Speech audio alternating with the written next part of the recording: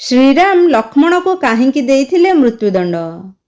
पौराणिक कथा अनुसार जेतेबेले भगवान श्रीराम लंकारे रावणर वध करिबा परे अयोध्या को फेरी आसी अयोध्यार राजा हेले। किछि दिन परे कालर देवता जमराज साधुर वेश धारण करी भगवान श्रीराम को राजदरबार रे आसी पहुँचिले। जमराज भगवान श्रीराम को सहित एकुटिया वार्तालाप करिबा पई निवेदन करिले।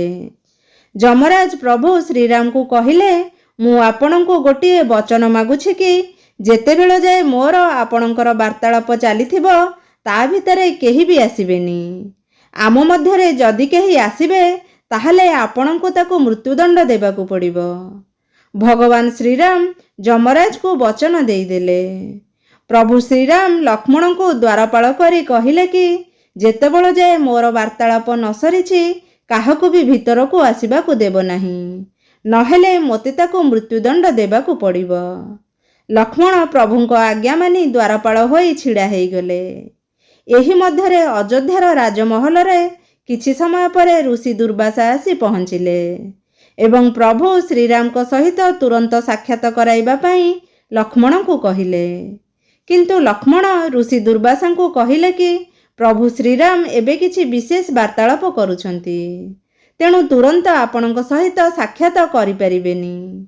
आपण किछि समय पई विश्राम करिनियंतु एवं मु आपणकर सूचना प्रभुंक पाखरे पहुंचाई देबी। ए कथा सुनी ऋषि दुर्वासा बहु जोरे क्रोधित होई गले एवं से संपूर्ण अयोध्या को भस्म करिबा पई अभिशाप देबाकू लागिले।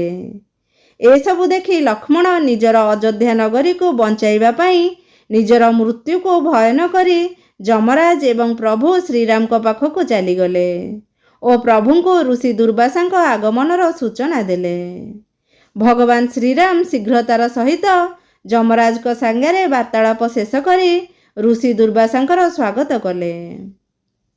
किंतु प्रभु श्रीराम एबे द्वंद्वरे पड़ीगले, काहींकि ना प्रभुंको वचन अनुसार लक्ष्मण को मृत्युदंड दबार थिला।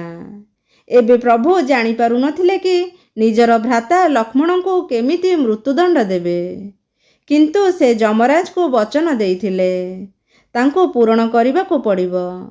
एमिति एक परिस्थिति रे प्रभु निजर गुरु को स्मरण कले एवं कहिले किछि रास्ता देखांतु गुरुदेव। गुरुदेव कहिले कि निजर प्रिय व्यक्तिर त्याग तार मृत्यु संगेरे समान, अर्थात तुम्भे निजर वचन पालन करिबा पई लक्ष्मण को त्याग कर। भगवान श्रीराम निजर वचन पालन करिबा पई तांकर पुत्र समान भ्रातार त्याग करिदेले। प्रभु श्रीराम त्याग करिबा परे लक्ष्मण जलरे समाधि नेई निजर जीवन लीला को समाप्त करिदेले। सांग माने आजिर कहानीटी जदि आपण माननकु भल लागिबो मते कमेंट माध्यम रे निश्चिंत जणाइबे। ता सहित भिडियोटी को लाइक करिवे, चैनल को सब्सक्राइब करिवे।